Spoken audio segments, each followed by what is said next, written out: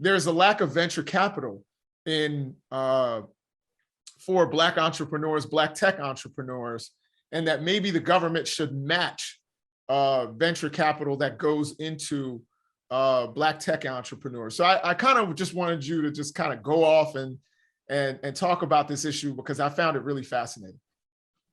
Well, I appreciate that. And let's start with some basic facts. My district, Silicon Valley, Apple, Google, Intel, Yahoo, Cisco, LinkedIn, all in the district I represent. Around that area, $11 trillion of market cap, $11 trillion of market cap. We have, in 2025, we're going to have 25 million digital jobs in this country, more than construction and manufacturing combined. Wow. And those jobs pay $80,000 a year, twice the median income. Now, we can't just have a country where if you grow up in my district, suddenly you have access to enormous wealth generation, all of these jobs, all of these opportunities, the engine of wealth generation in the modern economy. But if you grow up in a predominantly Black community or a predominantly Latino community or in a rural community, you don't have the avenues for wealth generation in the modern economy.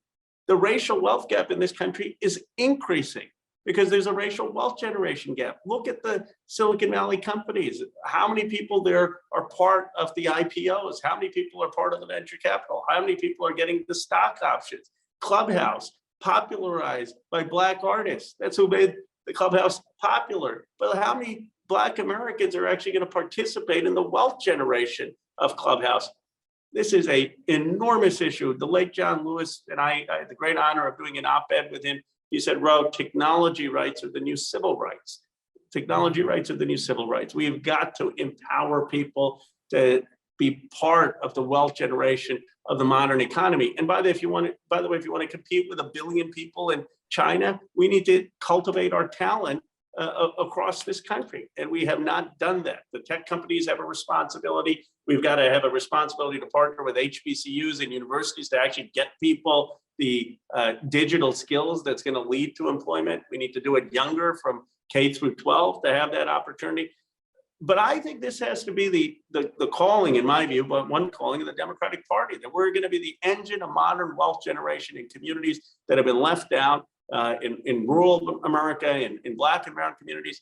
And we ought to speak to people's ambition. I mean, young kids that I've met in these places, they want to do the same thing in many ways the young kids in my district. They may not all want to go become tech software entrepreneurs, but they want to start a business. They want to make money. They want to participate in prosperity. And we're not giving them the opportunities to fulfill their talent. Yeah, I'll just say that I think,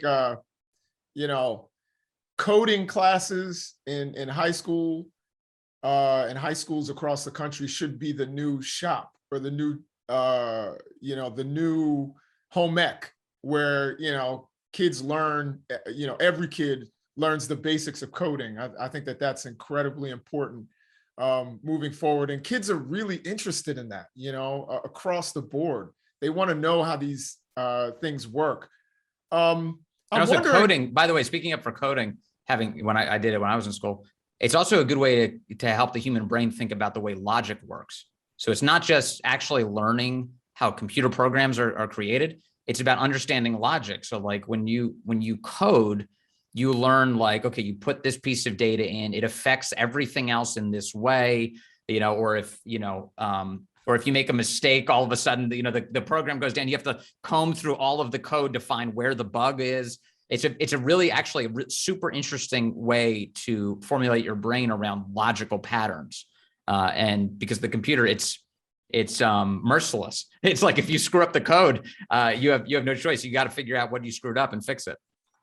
Absolutely right, Vince and Jason. I think we make it too intimidating. I think for folks, they think, okay, am I really going to have to learn all this coding and become a software engineer and go work for Google? No. Actually, if you want to work in agriculture, if you want to do a podcast, if you want to be a thoughtful public servant, if you want to be in retail, if you want to be in entertainment, you're going to need a digital and tech proficiency. So it's a language of the 21st century. Now, we're not saying everyone's got to go become a computer engineer.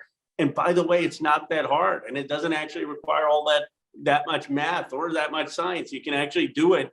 We have a program in Jefferson, Iowa, 9-month course these kids are doing with Accenture, and they're getting $65,000 jobs after it. So we just have to rethink, we have to demystify it. We've got to make it clear that it's going to be the architecture for a lot of modern jobs. And we've got to understand that a lot of communities have just been totally shut out, totally left out.